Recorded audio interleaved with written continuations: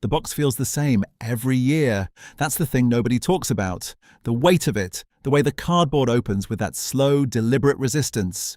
Engineered to feel like an event.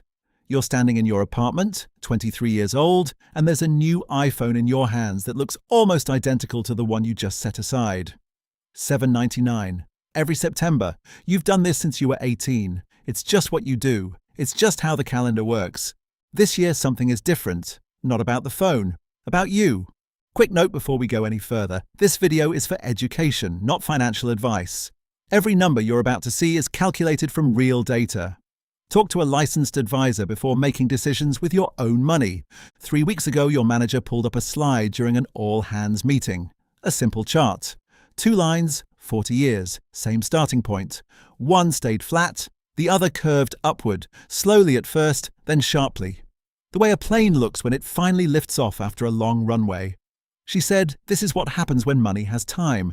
You've been thinking about it ever since. Because here's what that chart was really showing. Every purchase has 2 prices. The price you pay today and the future you quietly give up. You put the iPhone box down, you open your brokerage app, you invest $799, the exact amount you just didn't spend. That is how it starts. Not with a plan, not with a resolution, with one quiet redirect of money that was already in motion. You have a friend named Jordan. Same age, same job, same starting salary. Jordan upgrades his iPhone every September. The next 3 look almost identical from the outside. Apple announces another phone. Your group chat lights up.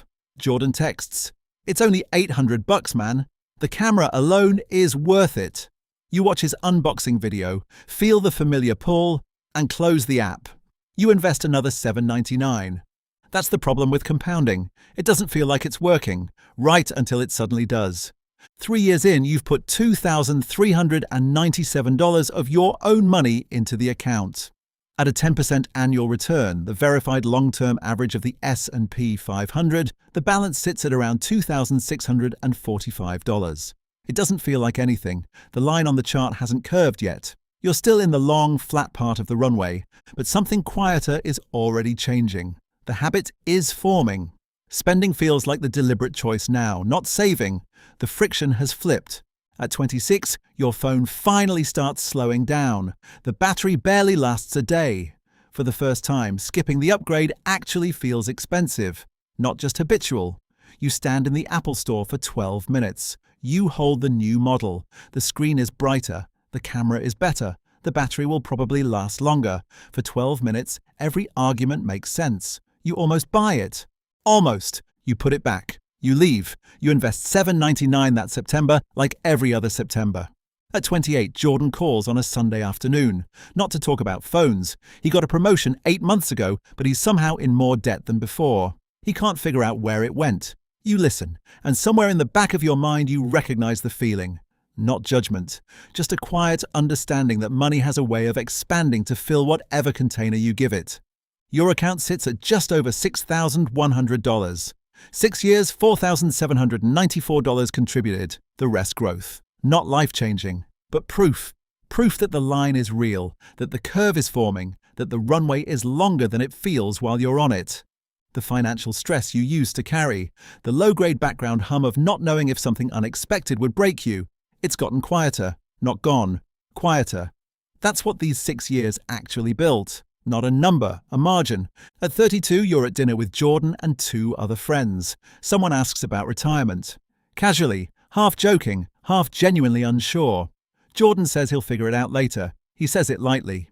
You recognize what's underneath the lightness. Your account crosses $12,700 this year. 10 years, $7,990 of your own money, the rest pure growth. You don't bring it up.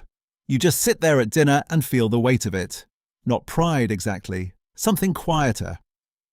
The knowledge that you made one decision at 23 and kept making it, and now there's a number growing in the background of your life whether you're watching it or not. The machine runs on its own now, capital doing what capital does when you leave it alone. At 42, 20 years in, the account crosses $45,700. You contributed $15,980 of your own money. $799 every September for 20 years. The account holds nearly 3 times that. Roughly 2/3 is money you never earned, never worked for, never deposited. It's the return on patience. But the number isn't what you notice most. What you notice is the options. Last spring, your company started talking about layoffs. You listened, ran the numbers, realized you had time, went back to your desk. Fear didn't. Jordan upgraded his phone every year. Nobody made a dramatic error. They just kept paying the first price and never thought about the second one. The money went somewhere it couldn't grow. At 52, 30 years in, the number reads $131,400. You've contributed $23,970. The account has more than 5 times that. That year you turned down a promotion. Not because it wasn't good, because it wasn't worth your evenings anymore. Your manager is surprised, you aren't. What you won't remember is the exact specs of the iPhone 17, or the 18, or the one after that. They blur into each other the way all consumable things do. Purchased, used, forgotten, replaced. At 62, 40 years after that first September redirect, the account holds $353,600. You put in $31,960 of your own money across 40 Septembers. The rest, $321,600, is growth. For every dollar you contributed, the market returned 10 more. Jordan retired last year. He's fine. He figured it out eventually through a combination of late-stage urgency and social security math that just barely works. He's not suffering, but he's also not holding a number that started from one quiet decision made in a September apartment over 40 years ago. You are not richer than Jordan because you're smarter. You're richer because of one chart, one slide, one moment where the second price finally made sense. And because you were 23 when it happened, which gave the math enough time to do what math does. The account at 62 isn't a finish line. It's options, still multiplying, long after you stop doing anything to earn them. It was never the iPhone. The iPhone just makes the second price unusually easy to calculate. $7.99 every September for as long as you let the habit run. You don't have to give up everything, you just have to find one annual redirect. One expense that's about novelty, not need, and let the second line do its work. 40 years from now, you'll finally know what that second price was, not because of anything clever, because of time. Start with this September, automate it, then go live your actual life. If this is where you're headed, subscribe.